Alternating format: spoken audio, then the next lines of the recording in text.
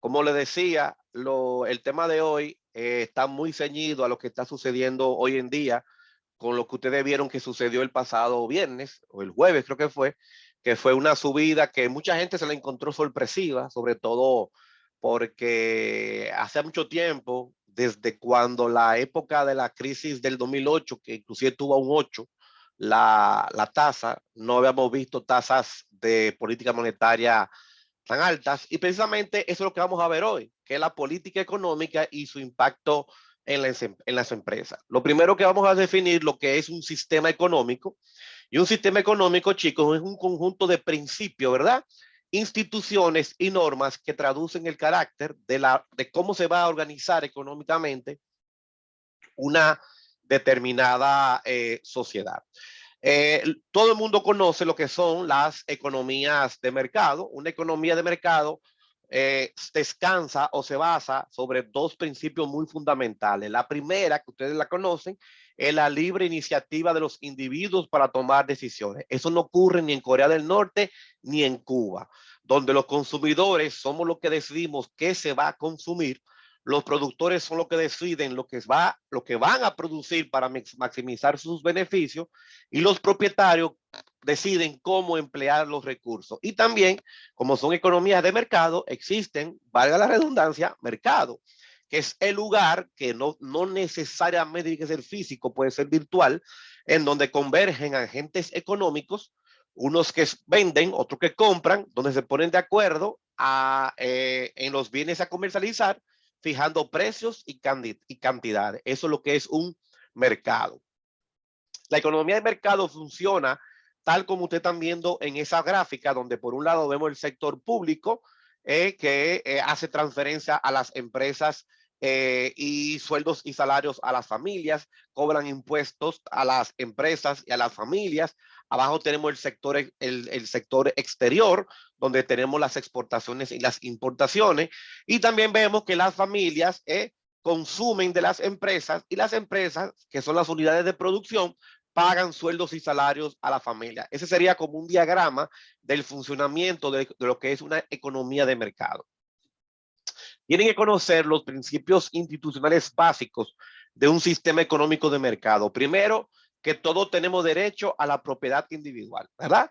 Todos tenemos derecho a contratar e intercambiar libremente. Tenemos derecho a la prestación del trabajo y a la libertad de emprender y correr riesgo. Ahora, según el economista Halm, las economías de mercado tienen 4 características. La primera es que los factores de producción, ¿se acuerdan?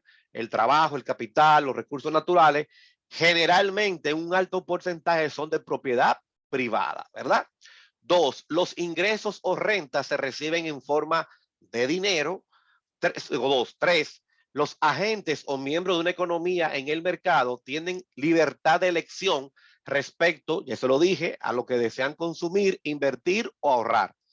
Y las economías de mercado, y lo que voy a decir es entre comillas, porque generalmente no existen tales economías de mercado, sino que existen economías mixtas, que es la que vamos a ver más adelante.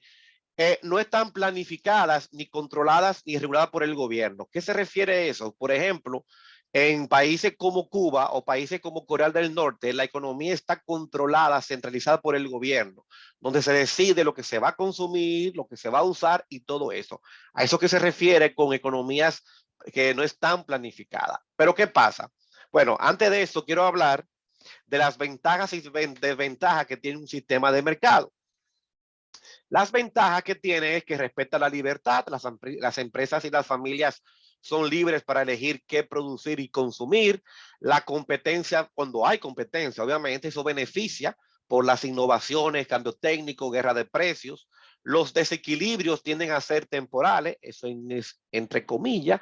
Las empresas tienen incentivos para ser más productivas y evitar despilfarro. Pero ustedes saben que también hay momentos donde el Estado tiene que intervenir para complementar el mercado, y eso se debe a algo que se conoce en economía como fallos del mercado, que puede ser, por ejemplo, la existencia y riesgo de desarrollo de mercados no competitivos como monopolios y oligopolios, que por cierto en Estados Unidos el monopolio es penalizado la existencia de externalidades, como lo pasó con la pandemia, chicos, mala distribución de la riqueza, o sea, desigualdad, como ocurre prácticamente en todos los países, fallos en lograr objetivos, como está ocurriendo ahora con el tema de la inflación, empleo, estabilidad, el impulso a la insolidaridad y a la manipulación del consumidor, y más ahora con el tema de las redes sociales, y obviamente el impacto negativo del medio ambiente. Empresas que prefieren maximizar su beneficio a costa de contaminar obviamente un río o un bosque y cosas así. Entonces, el sistema de libre mercado es un modelo, pero por las existencias, como yo le dije, de esos fallos de mercado, hay momentos, escuchen esto, donde el sector público, o sea, el Estado, el gobierno debe intervenir para corregir y complementar, no para competir, para corregir y complementar el mercado. Por eso es que la gran mayoría de las economías son mixtas, donde hay libre mercado, pero hay momentos donde debe haber intervención de las autoridades. Aquí vemos este gráfico de la economía mixta, donde vemos que por un lado hay una economía de mercado, pero hay momentos donde el Estado debe intervenir. La economía mixta es una propuesta que hizo el gran economista, el más grande economista del siglo XXI, John Maynard Keynes, que se combina la actuación del sector público con el sector, obviamente, privado. La política económica. La política económica es el conjunto de estrategias o planes de acción que formulan los gobiernos, chicos, para conducir, obviamente, la economía. Esta estrategia utiliza, y lo vamos a ver ahora, una serie de herramientas que se utilizan para obtener determinados resultados económicos. Ahora, la gran pregunta es, ¿cuál es el origen de las decisiones en política económica? ¿Cuándo un gobierno tiene que tomar decisiones de política económica? Bueno, por tres razones. La primera, cuando ocurren sucesos imprevistos, como por ejemplo económicos, como la subida del tasa del dólar, políticos, guerra en otro país, o ambientales, como la pandemia, huracanes, inundaciones. También cuando hay un desarrollo crítico, o sea, cuando hay un deterioro de un indicador económico como el desempleo, la inflación, que es lo que está ocurriendo ahora, o cambio de ideas, cuando ya llega el momento de modernizar, por ejemplo, o de cambiar la manera de hacer las cosas, como ocurrió aquí con el sistema de seguridad social hace algunos años. Estas son las etapas de la toma de decisiones económicas. Se hace el reconocimiento, se recolecta la información estadística, se analiza, se diseñan las estrategias, se hacen consultas con los sectores económicos, como por ejemplo la reforma tributaria, viene después, se llevan a la discusión parlamentaria y una vez elegida, se ejecuta y se promulga por el gobierno. Bien. Aquí están, chicos, y esto es muy importante porque es una pregunta inclusive que está en la tarea. ¿Cuáles son los cuatro grandes pilares o los componentes de la estabilidad económica? Dicho de otra manera, se dice que un país hay estabilidad económica cuando hay un crecimiento sostenido que precisamente promueve e incentiva el pleno empleo, cuando hay estabilidad en precio y hay equilibrio externo. O sea, cuando se dan esas cuatro condiciones, crecimiento sostenido, que produce pleno empleo, que hay estabilidad en precios y que hay un equilibrio externo. El equilibrio externo es que la balanza de pago esté, valga la redundancia, equilibrada. Bien, entonces, en política económica hay tres tipos de política económica. Y aquí sí vamos a entrar en materia. Por un lado está la política monetaria, por otro lado está la política fiscal, que todos odiamos, y está la política mixta, que es combinar las dos anteriores. Vamos con la política monetaria, que es la que está de moda, que es la que ustedes han visto, que el gobierno ha estado explicando. La política monetaria es el conjunto de acciones a través de la cual la autoridad monetaria determina las condiciones bajo las cuales proporciona el dinero que circula en la economía con un objetivo: incidir en la producción, el tipo de cambio, el consumo y sobre todo, como está ocurriendo ahora, en la inflación. O dicho de una forma mucho más simple, chicos y chicas, la política monetaria lo que busca es controlar la cantidad de dinero que circula en una economía. La política monetaria, aunque es aprobada por la Junta Monetaria, quien la maneja es el Banco Central de la República Dominicana. Y tiene tres objetivos. Bajar la inflación, o sea, estabilidad en precios, que haya crecimiento sostenido y que haya equilibrio externo. Para establecer la política monetaria, el Banco Central cuenta con diferentes instrumentos que los ha estado utilizando recientemente. Por ejemplo, están las operaciones de mercado abierto, que consisten en la compra y venta de bonos públicos a corto y largo plazo. Está el más utilizado, que es la tasa de interés básico, la tasa de política monetaria, que es la que ustedes han visto que ha estado subiendo en los últimos meses, y las variaciones del encaje legal, que todavía el gobierno no ha utilizado esa, esa herramienta porque es bastante agresiva.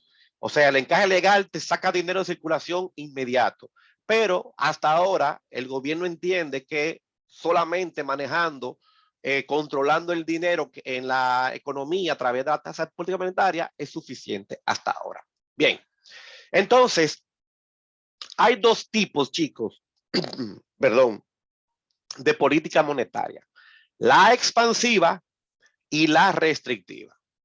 Cuando la pandemia teníamos la expansiva, y ahora que estamos con el problema de inflación, hemos pasado de golpe a la restrictiva. Vamos con la política. Sí. Una pregunta, ¿fui Sí. yo solo o se le fue el sonido a todo? Fue a ti, a mí no. Ah, pues está bien. O fue a mí el internet, está bien. Ok. Pero, bien. Vamos a explicar la política monetaria expansiva, que era la que estaba implementándose cuando la pandemia. Ustedes saben que la pandemia desactivó, como le pasó a Wilman con el micrófono, desactivó la economía.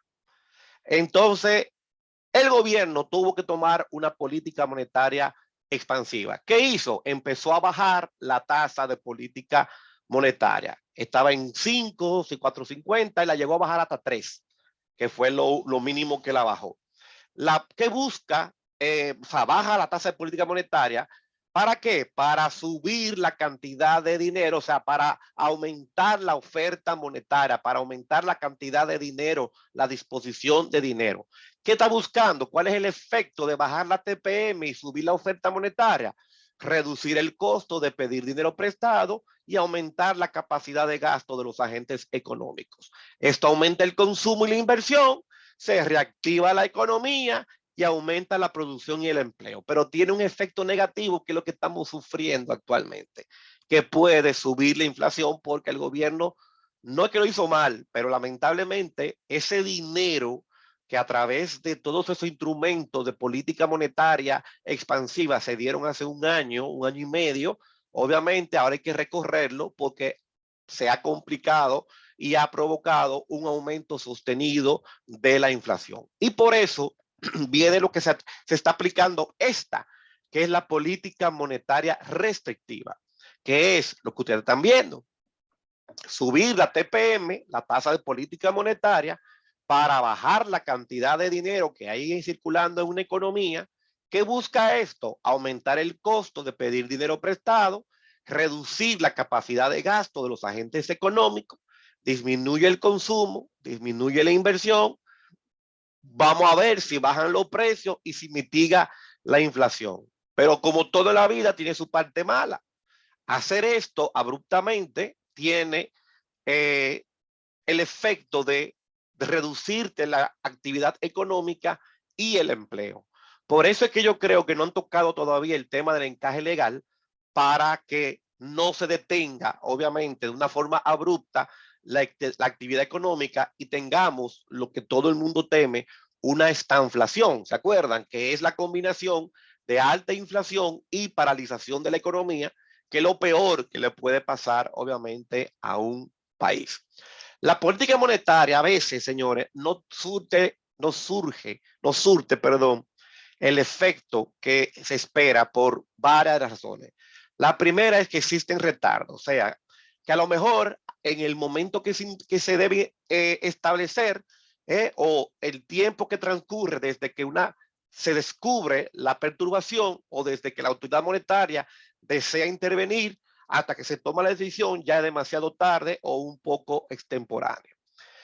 También por eficacia contractiva y expansiva. Se ha demostrado que la política monetaria es más eficaz cuando es contractiva que cuando es expansiva, porque cuando es expansiva todo el mundo quiere cuarto y tiene más efecto. Ahora, cuando hay que recoger, es más difícil y por eso es que se dan esa desigualdad. También la influencia del sector público, que obviamente tiene la capacidad de inyectar liquidez en el sistema, factores sociales, por ejemplo, situaciones de hiperinflación, guerras, cuando el Estado necesita endeudarse de más, y también por influencia del sector externo, cuando hay empresarios, como está ocurriendo ahora, que ustedes ven que el gobierno está sacando dinero, pero siguen llegando remesas. Y esas remesas, cuando llegan y se inyectan al sistema, crean inflación. Entonces, también por eso es que la política monetaria no es tan efectiva, porque si llegan remesas, ¿cómo la vamos a poder implementar? Bien, vamos a hablar un poquito de la famosa TPM, que es la que ustedes han visto que ha estado subiendo desde 3 hasta 7.25. 3 puntos, vamos a ver ahora. La tasa de política monetaria, si la queremos definir, es la tasa que le cuesta a un banco pedir crédito a un día a plazo medido en términos anuales. Sería como la tasa que le prestaría, para que me entiendan, el Banco Central a un banco que necesite liquidez. Esta tasa es la que le permite al Banco Central cumplir con uno de sus objetivos principales, que es precisamente la estabilidad de la moneda o de los precios, o sea, inflación controlada. Esto quiere decir, chicos y chicas, que la TPM está íntimamente relacionada a la inflación. Por eso es que las variaciones de la TPM se transmiten del banco hacia los bancos comerciales y de estos a las empresas y a la familia. Y ya lo estamos viviendo, porque hablaba con Jorge, que ya hay bancos que están ofreciendo 10, 9.5 y 9 por certificado, para que ustedes vean el nivel que va esto de la política monetaria. Todas las demás tasas de la economía siguen la tendencia que marca la TPM. Esa es la referencia en el mercado dominicano. Eso quiere decir que si la TPM baja, entonces, por ejemplo, las tasas de interés sobre créditos de consumo bajan y viceversa. El efecto esperado de bajar la TPM, ya lo vimos, es producir un incentivo para que las familias incrementen el consumo a crédito y las empresas aumenten la inversión. Subirla, que es lo que está pasando ahora, busca el efecto contrario, que es obviamente bajar la inflación. Fíjense que durante la pandemia estaban tirando cuarto a diestra y siniestra. El Banco Central, fíjense, esto es en época de pandemia, la bajó de 4.5 a 3 y se mantuvo así por muchísimos meses. Pero el actual escenario de inflación más la guerra en Ucrania ha provocado que, miren, finales de noviembre de 3 a 3.5. Y ahí no había estallado todavía la guerra de Ucrania. El 30 de diciembre, antes de finalizar el año 2021, la suben a 4.5. En enero, de 4.5 a 5. Ya en marzo, ya con la guerra, de 5 a 5.5. En mayo, de 5.5 a 6.5. Muchos creían que hasta ahí iba a quedar, entre ellos yo. Pero nos ha llamado la atención, pero es de esperar, y le voy a explicar por qué, que el 30 de junio, hace apenas 5 días, hace apenas 3 o 4 días, la volvieron a aumentar, pero 75 puntos, o sea, de 6.5 a 7.25%. Lo que el gobierno no está diciendo es que lamentablemente llegó la hora de ahorrar y no de consumir. Lo que está pasando es que el gobierno tiene como meta de inflación todos los años un 4%. Y si ustedes ven el informe del Banco Central, está en 9.47.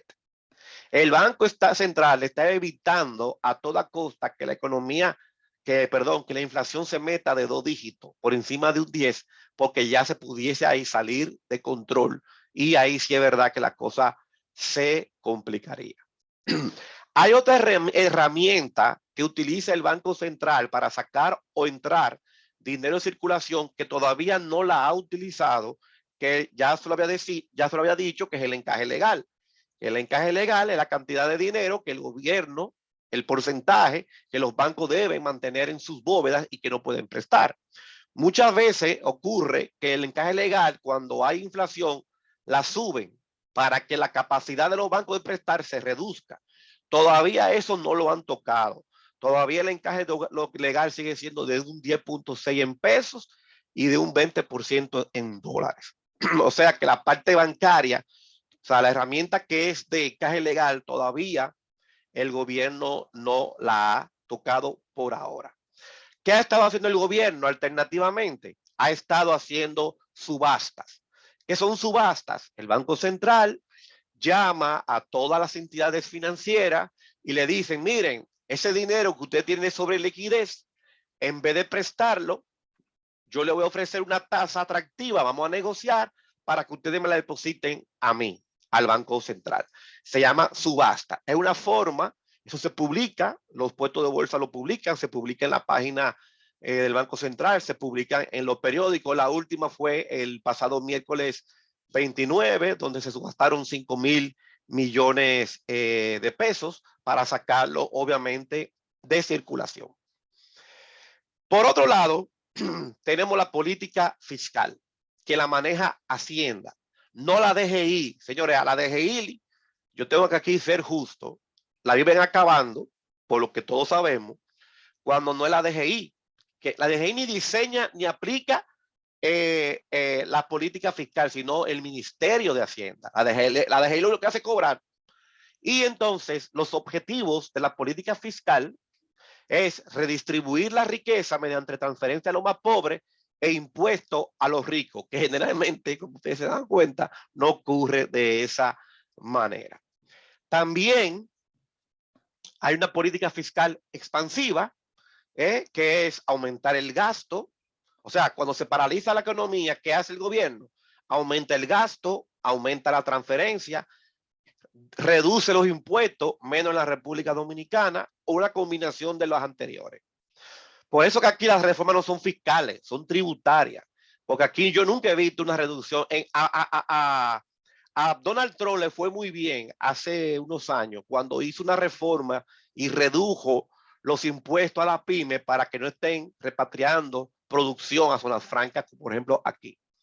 Y tenemos la política fiscal restrictiva, que es reducción del gasto, que es lo que está haciendo el gobierno, reducción de la transferencia, aumento de los impuestos. Eso todavía no lo han tocado porque saben que tiene un costo político muy alto o una combinación de las anteriores. Por lo tanto, chicos, la política fiscal, cuando es expansiva, aumento el gasto público y bajo impuestos. Cuando es restrictiva, aumento impuestos y bajo el gasto público. También lo podemos ver aquí, que cuando es expansiva, aumento el gasto público, bajo los impuestos. Eso hace que suba la renta, suba el consumo, suba la demanda. Y que cuando yo aumento los impuestos y bajo el gasto público, me baja la renta, me baja el consumo y me baja la demanda. Entonces, otra cosa muy importante que ustedes tienen que conocer es el déficit, lo que es un déficit fiscal. No voy a entrar mucho en eso, pero cuando un gobierno gasta más de lo que ingresa, tiene que aprobarse en el presupuesto del año lo que es un déficit fiscal que tiene que cubrirse generalmente con deuda, ¿verdad? Bien. Y la política mixta, que es una combinación de las dos, o sea, incremento del gasto público financiado con mayores impuestos, o ese déficit lo financio como hace Estados Unidos, prendiendo la maquinita de crear dinero, o sea, creando dinero, pero eso puede crear también mucha inflación. Eso es lo que hacía Balaguer. Para cubrir déficit público, Balaguer lo que hacía era imprimir dinero y se le metían unos niveles de inflación terribles. O el déficit público lo vamos a financiar con emisión de deuda pública, que eso es lo que hace lo que han hecho los últimos gobiernos. O el déficit público lo financiamos con una combinación de creación de dinero y emisión de deuda, como hace, por ejemplo, Venezuela, o operaciones de mercado abierto. Sacamos bonos soberanos a vender para captar, obviamente, dinero y financiar ese déficit. Hasta aquí, chicos, la presentación. El panorama no pinta muy halagüeño. Es un momento difícil para no solamente la economía dominicana, sino para todo el mundo, porque la verdad que inclusive ya la Reserva Federal de los Estados Unidos anunció que va a haber otra subida de tasas en este mes, en julio.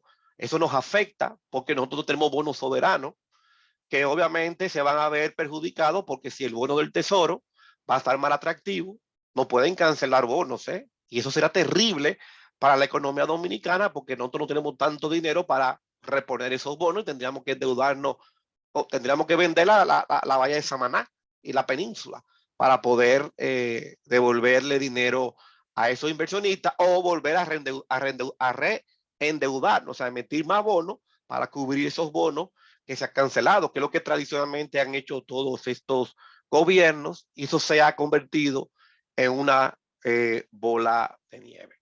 Si tienen alguna pregunta, chicos, porque ya mi garganta no da para más, me dicen. Si no, chicos, hay una tareita que es un cuestionario con todos estos temas y nos vemos el próximo lunes, ya así a la hora habitual, prometida, a las 7. Así que buenas noches y se les quiere. Buenas Buenas noches. noches. Bye.